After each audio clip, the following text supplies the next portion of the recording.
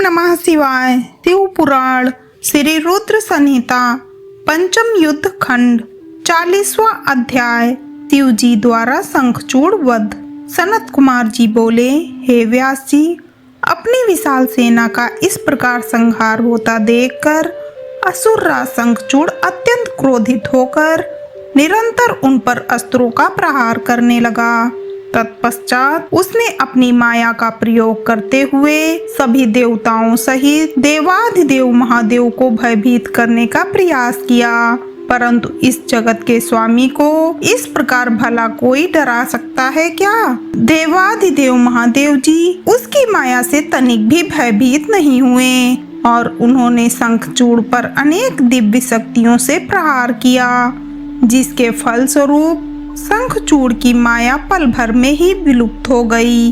क्रोधित महादेव जी ने दैत्येंद्र का वध करने के लिए अपने हाथ में त्रिशूल उठा लिया। जैसे ही वे त्रिशूल का प्रहार करने आगे बढ़े, तभी उन्हें एक आकाशवाणी सुनाई दी, जो कि सिर्फ शिव जी के लिए ही थी। आकाशवाणी बोली, हे कल्याणकारी शिव, आप तो सर्वेश्वर हैं, इस जगत के स्वामी हैं। आपकी आज्ञा के बिना तो इस जगत में कुछ हो ही नहीं सकता। भगवान, आप इस तुच्छ राक्षस का वध करने के लिए त्रिशूल का प्रयोग क्यों कर रहे हैं? इसे मारना आपके लिए बहुत ही आसान है।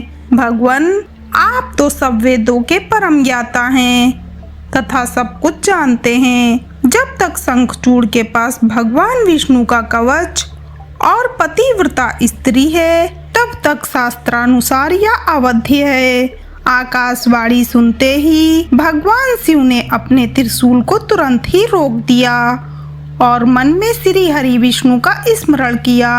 श्री हरि विष्णु अगले ही क्षण हाथ जोड़े उनके सामने उपस्थित हो गए। तब शिव जी ने विष्णु जी को इस संकट को दूर करने का आदेश दिया।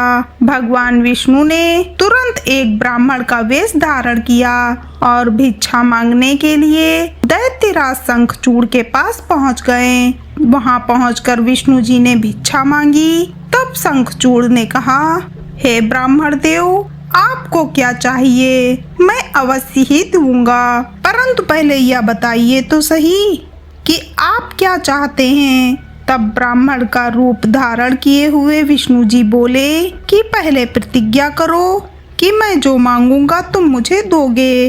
इस प्रकार जब शंखचूड़ ने ब्राह्मण को उसकी इच्छित वस्तु देने का वचन दे दिया, तब विष्णु जी ने उससे उसका कवच मांग लिया।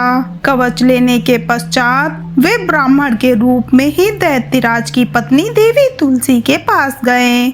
मायावी विष्णु जी देवताओं के कार्य को पूरा करने के लिए देवी तुलसी के साथ भक्ति पूर्वक विहार करने लगे। दूसरी ओर जब भगवान शिव को अपनी दिव्य अलौकिक शक्ति द्वारा इस बात का ज्ञान हुआ कि शंखचूड़ की रक्षा करने वाला कवच और उसकी पतिव्रता स्त्री की शक्ति अब उसके साथ नहीं रही, तो तुरंत ही उन्होंने अपना विजय नामक त्रिशूल उठा लिया और पूरी शक्ति से उस त्रिशूल का प्रहार दैत्यराज पर किया। उस दिव्य त्रिशूल के प्रहार से पल भर में ही शंखचूड़ के प्राण पखेरु उड़ गए। दैत्यराज शंखचूड़ के मरते ही आकाश में दुंदुभियां बजने लगी, चारों दिशाओं में मंगलगान होने लगा और भगवान शिव पर आकाश से फूलों की वर्षा होने लगी। वहां उपस्थित सभी देवता भगवान शिव की स्तुति करने लगे और उनको धन्यवाद कहने लगे। असुरराज शंखचूड़ भी भगवान शिव के हाथों मृत्यु को प्राप्त होकर अपने श्राप से मुक्त हो गया। उसकी हड्डियों से एक विशेष शंख की जाति बनी। उस शंख में रखा गया जल अत्यंत शुद्ध माना जाता है तथा घरों को शुद्ध करने के लिए किया जाता है। वह जल देवी लक्ष्मी और श्री हरि विष्णु को बहुत प्रिय है, परंतु इस जल को भगवान शिव की पूजा में प्रयोग नहीं किया जाता।